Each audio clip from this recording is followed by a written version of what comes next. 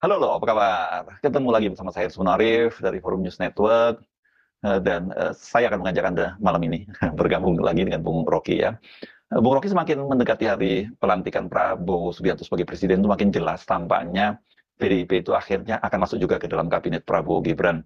Apakah ini berarti kendali Jokowi ke Prabowo itu semakin mengendor karena dia membiarkan PDIP masuk ke kabinetnya? Dan yang menarik kan ini nama Kepala Badan Intelijen Negara Jenderal Budi Gunawan yang akan masuk kabinet Prabowo, BG gitu biasa dia dipanggil, kan ini sangat dekat hubungannya dengan Ibu Megawati, dan Ibu Megawati ini kan hubungannya sekarang dengan Pak Jokowi sedang sangat renggang.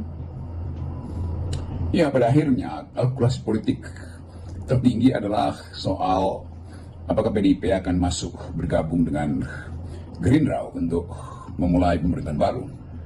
Dari segi kondisi politik hari ini, yang paling ideal dari secara politis ya, bukan ideal secara etis. Ideal secara politis adalah PDIP ada di dalam pemerintahan Prabowo. Karena dari posisi PDIP tentu dia berupaya untuk meneruskan pembatasan atau upaya untuk membatasi cawe-cawe Jokowi yang sangat mungkin juga masih bisa diselundupkan melalui Gibran di PDIP, di Gerindra atau di pemerintahan Pak Prabowo.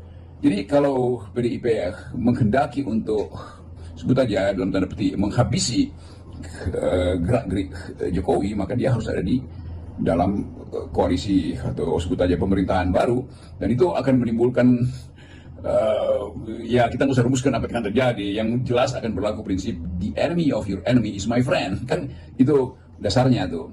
Jadi kelihatannya ini dari segi pragmatis politik ya, bahwa PDIP punya langkah yang sifatnya strategis untuk mempersilahkan Prabowo memimpin, tetapi dengan satu kondisional, yaitu harus ada unsur PDIP di situ.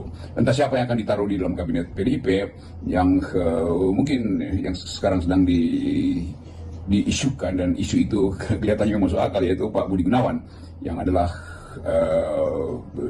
direktur kepala BIN, itu Badan Intelijen Negara. Tentu pertimbangan itu masuk akal karena PDIP memerlukan semacam jangan sebut kuda Troya, itu terlalu terang-terangan, memerlukan semacam jembatan untuk menyeberangkan pikiran-pikiran PDIP ke wilayah Pak Prabowo. Dan Pak Budi Gunawan tentu adalah seorang yang sudah senior, mengetahui kondisi partai PDIP sekaligus kondisi partai Gerindra. Jadi kelihatannya itu yang akan jadi spekulasi hari-hari ini. Tetapi faktanya bahwa Pak Jokowi tidak punya lagi semacam energi untuk secara absolut mengendalikan Pak Prabowo. Dan itu yang kita sebut bahwa waktu akan mendevaluasi kemampuan Pak Jokowi untuk mengarahkan kebijakan Pak Prabowo. Apalagi kalau kita lihat secara rasional, sebetulnya memang Pak Prabowo adalah orang atau sosok yang selalu punya posisi di dalam menghasilkan kepemimpinan, dan itu artinya akan ada satu kejelasan sikap dari Pak Prabowo bahwa dia akan memimpin mengikuti gaya kepemimpinan dia sendiri. Kalau benar PDIP masuk kabinet, saya pikir dalam waktu dekat ini kita akan menyaksikan pertemuan antara Ibu Megawati dengan Pak Prabowo. Dan sinyalnya ada pertemuan itu kan juga sudah disampaikan oleh beberapa tokoh senior PDIP, termasuk dari Puan Maharani.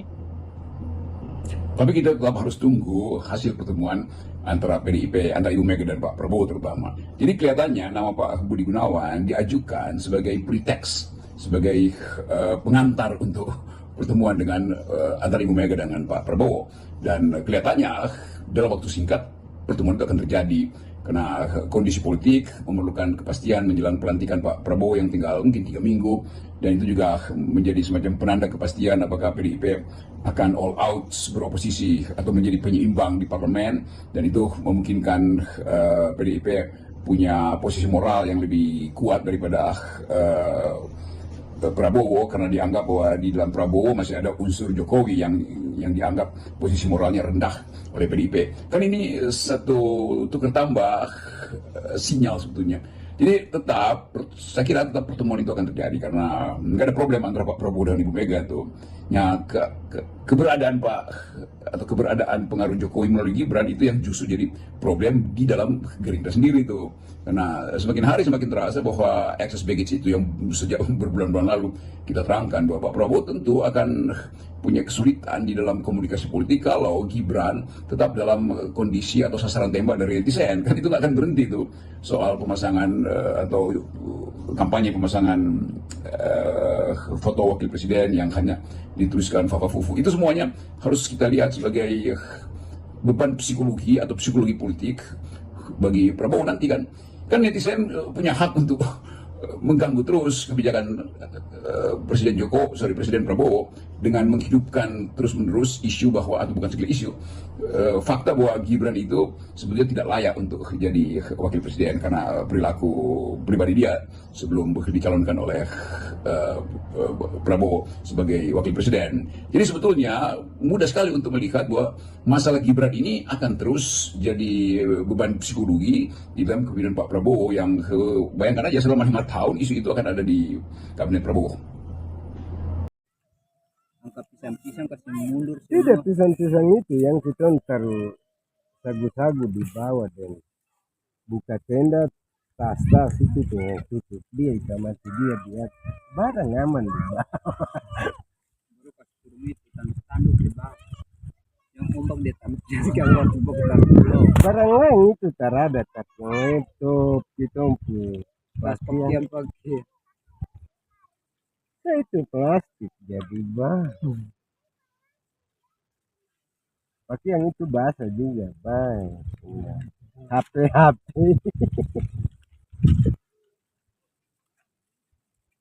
Kalau ada tenda di sini deh. Paling nanti katong kenal dia tuh ujung dia kecil itu katanya. pembawa dan boy. Kan dia satu begini ditanya.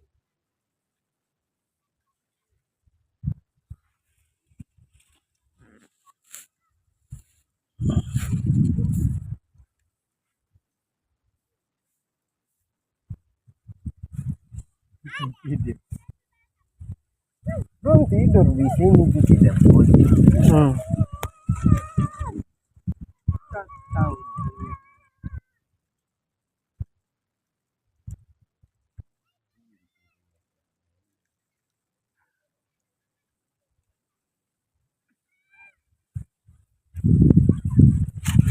Saya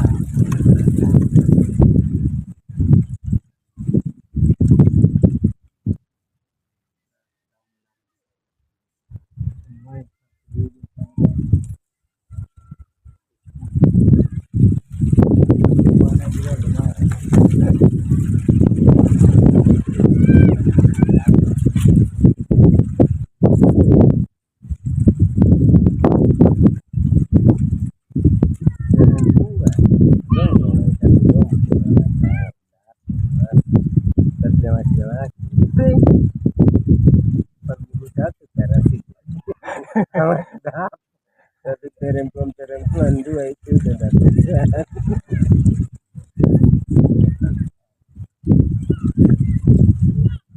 apa habis saya sudah punya cuma yang bisa bakar.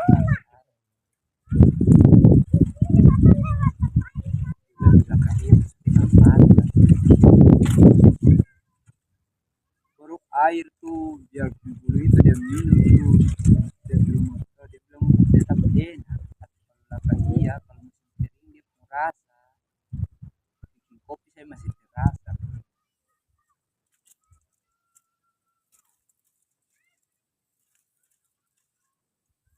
Pak Guru rokok ini.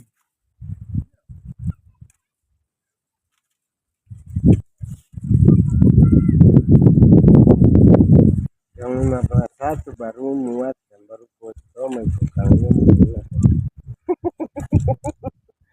Tadi saja. Pak Guru hari yang kita Model yang tadi sudah yang itu masih jalan itu. Jaminan apa bisa sampai dia jam 2 dari sana jam 7 sampai di sini. dari Lakahia jauh 5 Sampai di sini jam sama nih katanya dari ke mana ke pertengahan di atas sih. Kau tidur sampai bangun juga masih tetap. Dia tidak bisa melihat.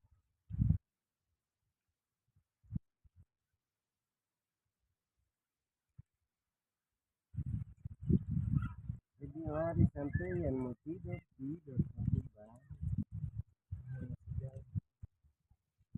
Anu di luar. Katanya tapele dan tanya. Yang saya bilang di sebelah tadi bisa sakit.